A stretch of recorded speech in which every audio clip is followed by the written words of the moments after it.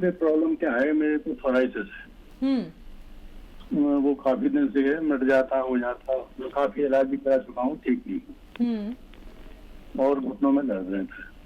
आपकी उम्र क्या है? 60।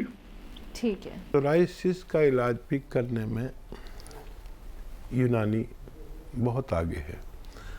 हालांकि किसी पैथी में इसका इलाज नहीं है, लेकिन अगर यूनानी आप इलाज करते हैं तो फ़ायदा मुमकिन है। नमक जैतून आता है, जैसे बिल्कुल नमक जैसा ही लगता है।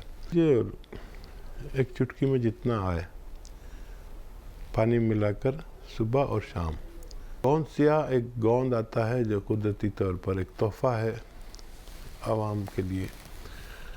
ये अगर असली मिल जाए तो आधा ग्राम सुबह, आधा ग्राम शाम खाने के बाद आप लिया करें।